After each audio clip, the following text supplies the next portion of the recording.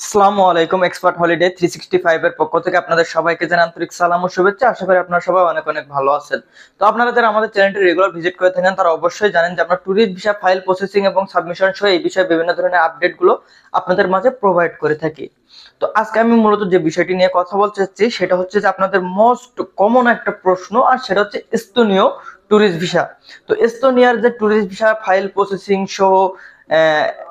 Processing এবং submission সহ visa পেতে কতদিন সময় লাগে, কোন কোন ডকুমেন্ট প্রয়োজন হয়, এই বিষয়গুলো আজকে আমি প্রপার ভাবে আপনাদের মাঝে উপস্থাপনের চেষ্টা করব। তো তার আগে ছোট্ট একটা রিকোয়েস্ট, এখনো যারা আমাদের চ্যানেলটি সাবস্ক্রাইব করেননি অবশ্যই চ্যানেলটি সাবস্ক্রাইব করে রাখবেন, এবং আপনাদের যদি কোনো মূল্যবান মতামত বা কোনো ধরনের প্রশ্ন থেকে থাকে আমাদের কমেন্ট বক্সে লিখে রাখতে পারেন।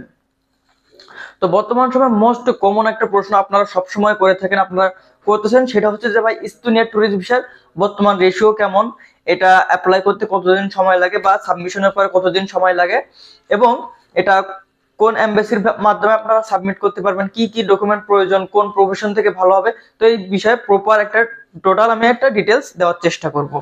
তো আপনারা যারা সেনজেনের জন্য অ্যাপ্লাই করতে চাচ্ছেন, বা আপনাদের যাদের একটা সেনজেন ট্যুরিস্ট ভিসার প্রয়োজন, বা অনেকে স্পেসিফিক ভাবে আমরা বলতেছেন যে ভাই আপনারা তো সেনজেন ভিসা নিয়ে কাজ করেন, তো ইস্তোনিয়া সম্পর্কে আমরা একটু জানতে চাচ্ছি, ইস্তোনিয়ার ফাইল প্রসেসিং সহ এই টোটাল একটা বিষয় জানতে চাচ্ছি।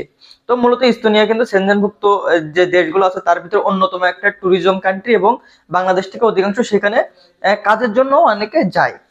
তো ইস্তোনিয়ার ট্যুরিস্ট ভিসা রেশিওটা কেমন? তো বর্তমান সময়ে যদি আমরা বর্তমান সময়ের দিকে যদি আমরা দেখি, তাহলে ফার্স্ট ওয়ার্ল্ড কান্ট্রির মধ্যে বা আহ, প্রথম সারির যে ট্যুরিজম কান্ট্রি গুলো আছে তার ভিতরে কিন্তু আহ, খুব বেশি যে দেশের আহামরি ভিসা রেশিও আছে এটা বলা যায় না, তবে যে দেশগুলোর মধ্যে ভিসা রেশিও সব থেকে ভালো আছে, তো তার মধ্যে অন্যতম কিন্তু এই যে এস্তোনিয়া।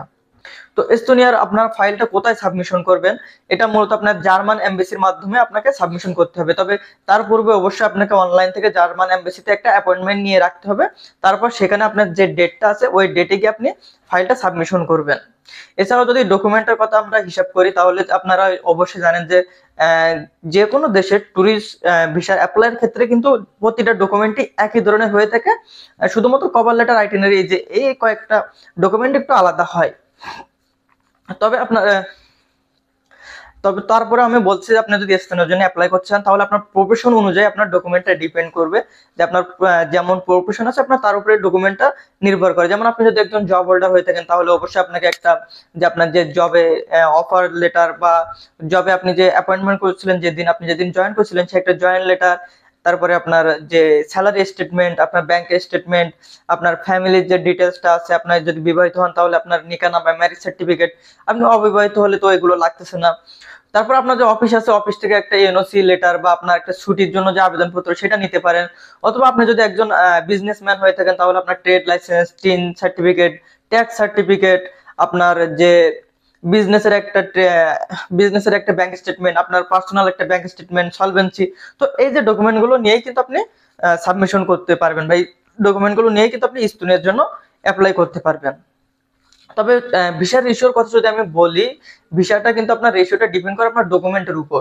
আপনার যদি সব ডকুমেন্ট ঠিকঠাক থাকে, তাহলে কিন্তু আপনার ভিসা রেশিওটা যদি খুবই কমও থাকে, তারপর আপনি ভিসাটা ইজিলি পেয়ে যাবেন। কিন্তু আপনার ডকুমেন্টগুলো যদি অগোছালো থাকে বা একটার সঙ্গে আরেকটা কোনো মিল না থাকে, তাহলে কিন্তু আপনার ভিসা পাওয়ার পসিবিলিটি খুবই কম।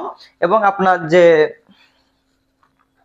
যদি ভিসা প্রপার একটা রেশিও থাকে, বা যদি আপনার রেশিওটা 90%ও থাকে, তবুও কিন্তু আপনার যে ফাইলটা আপনি সাবমিট করছেন যদি অগোছল হয়, তাহলে কিন্তু আপনি রিজেকশন হবেন, বা আপনার যে ফাইলটা রিফিউজ করে দিবে। তো আপনারা যারা স্টুডেন্টের জন্য অ্যাপ্লাই করতে চাচ্ছেন, তারা প্রপার ডকুমেন্টের জন্য যদি কোনো ধরনের হেল্পের প্রয়োজন হয়, আমাদের অফিসে এসে যোগাযোগ করতে পারেন, অথবা আমাদের স্ক্রিনে দেওয়া নাম্বারে ফোন দিয়ে যোগাযোগ করতে পারেন। তো ধন্যবাদ সবাইকে। আসসালামু আলাইকুম।